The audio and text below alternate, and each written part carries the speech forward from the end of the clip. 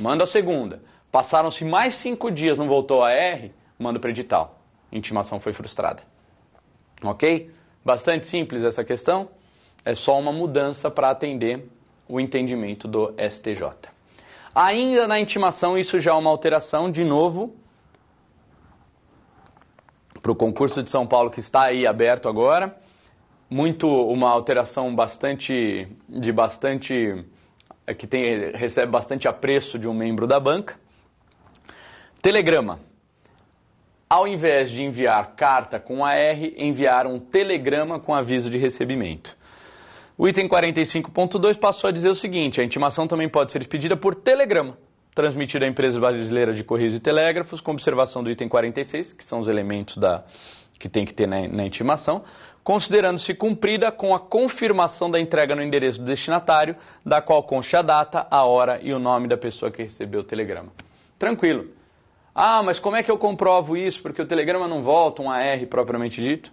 A prova da entrega do telegrama eletrônico pode ser o seguinte, 45.2.1. A comprovação do cumprimento deve ser realizada mediante impressão da consulta de rastreamento disponibilizada pela Empresa Brasileira de Correios e Telégrafos em sistema eletrônico ou aplicativo, a ser certificada e datada pelo tabelião. Então, mandando o telegrama, entro lá no aplicativo do correio, verifico que o telegrama foi entregue com todos os dados, imprimo ou extraio a imagem daquilo em PDF, arquivo isso no cartório e certifico que foi consultado e considero a intimação realizada.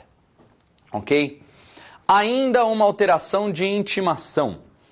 Essa alteração de intimação é a seguinte: pelas normas e pela lei 11.331, a lei 11.331 é a lei de custas, ela traz as tabelas. Na tabela de protesto existem os itens, as notas explicativas que explicam como vai ser cobrada a intimação, que trazem os elementos de como vai ser cobrada a intimação. E o que está previsto lá? A intimação realizada por funcionário diretamente pelo cartório deve ser no valor do transporte público em número exato de passagens para a ida e para a volta de cada intimação. Esse é o limite. Então eu tenho meu intimador. O que eu pagar para o meu intimador é problema meu. Agora, eu só posso cobrar do usuário quanto custa para ir e voltar. Então, a cidade lá tem um ônibus que custa R$4.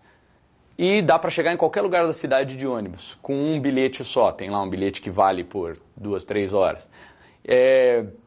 Eu só posso cobrar R$8 de intimação, que é 4 de ida, 4 de volta. Esse é o meu limite. Mas onde não há transporte público, a lei dizia: ou o valor efetivamente gasto por outro meio de transporte, ainda que em carro particular, mas sempre limitado aos oficiais de justiça, ao valor dos oficiais de justiça, que é regulamentado pelo Tribunal de Justiça. Hoje, em torno de R$75, alguma coisa assim. Qual que é a relevância disso? Nós temos comarcas que têm grandes áreas rurais e realmente teria muito gasto para realizar uma intimação, e aí sim a cobrança do valor de efetivo gasto.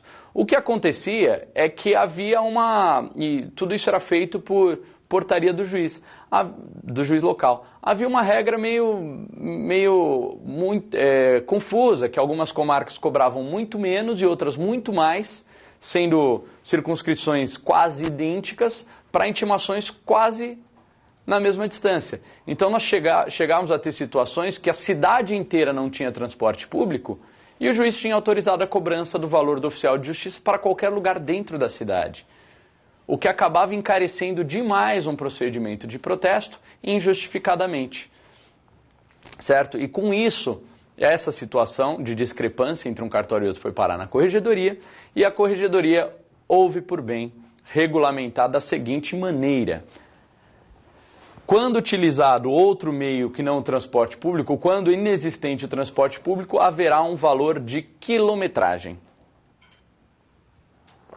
O quilômetro rodado será o valor cobrado pela intimação. Então passou a ser a seguinte a regra: a despesa de condução a ser cobrada pela intimação procedida diretamente pelo tabelionato respeitará as regras dispostas nos subitens 49.1, 49.2, 49.3. E aí diz o 49.1, a despesa de condução será equivalente ao valor da tarifa de ônibus ou qualquer outro meio de transporte coletivo utilizado e existente no município, em número certo necessário ao cumprimento de percurso de ida e volta do tabelionato ao destinatário. Regra da lei, sem nenhuma novidade aqui. 49.2. Quando não houver linha de transporte coletivo regular ou o percurso a ser cumprido extrapolar o perímetro urbano do município, em cumprimento à intimação em localidades diferentes ou em observância às determinações referentes às comarcas agrupadas, o valor a ser cobrado será o equivalente ao do meio de transporte alternativo utilizado, ainda que em veículo automotor de caráter particular, à razão de 0,27 o FESP a cada 10 quilômetros rodados, computados os trajetos de ida e volta, desde que não ultrapassado o valor fixado para a condução dos oficiais de justiça. Então, o que acontece? Ao invés de um valor só, oficial de justiça, é considerado o trajeto de ida e volta a cada 10 quilômetros. Então, se eu rodo 9 quilômetros de ida, 9 quilômetros de volta, 18 quilômetros, eu vou cobrar o equivalente a 20 quilômetros, que são 0,54 o FESPs. É essa lógica que ficou estabelecida. Não é mais qualquer valor, não é mais sempre o valor do oficial de justiça, é um valor por quilometragem, o que faz sentido com a lei. A lei diz o efetivo custo, mesmo que em veículo automotor. Então nós temos que ter um valor de quilometragem, assim que se opera em qualquer lugar que se usa veículo particular, inclusive no tribunal. Quando é utilizado veículo particular, tem um valor de quilometragem para o ressarcimento. E foi a mesma lógica que foi utilizada aqui. Caso a intimação deva ser realizada fora do perímetro urbano do município, inclusive em comarca agrupada, e haja transporte coletivo regular até o destino, aplicar-se-á o menor valor entre os critérios estabelecidos no subitem 49.1 e 49.2. Então aqui foi trazido mais uma regra. Então qual que é a situação? A regra da lei.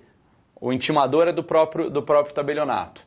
Vai ser o valor do transporte público. Não havendo transporte público, o valor efetivo, mesmo que em veículo automotor particular, considerando uma razão de 0,27 o FESP para cada 10 quilômetros, sempre somando a quilometragem de ida mais a quilometragem de volta. Ok?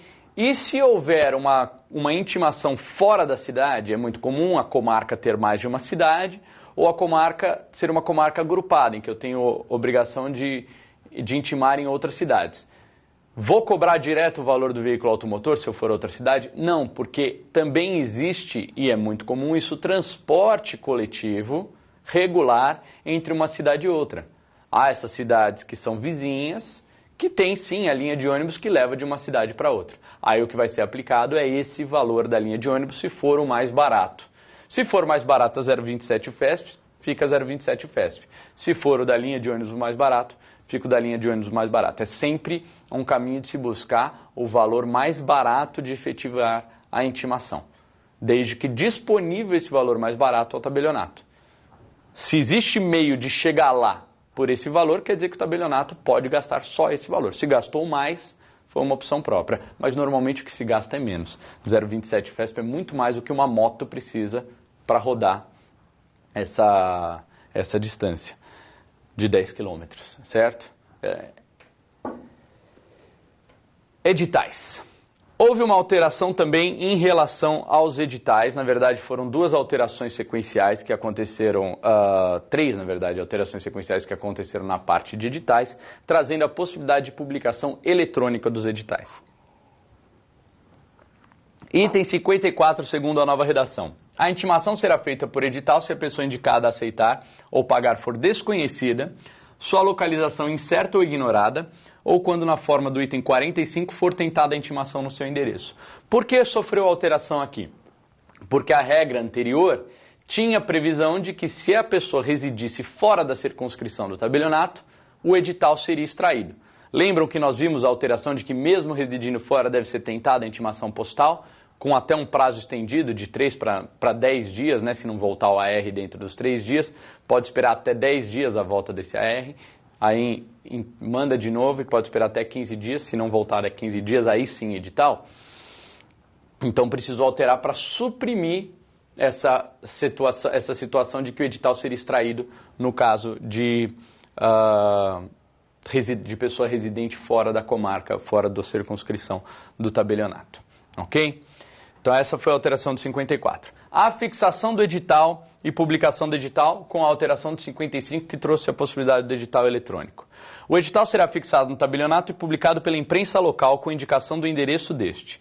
onde houver jornal de circulação diária, podendo ainda, sem prejuízo do atendimento daqueles requisitos, ser disponibilizado no site do tabelionato. Então aqui foi autorizado, foi reconhecida a possibilidade de disponibilizar o edital no site do tabelionato. Em seguida, existia um custo muito alto para a publicação dos editais no jornal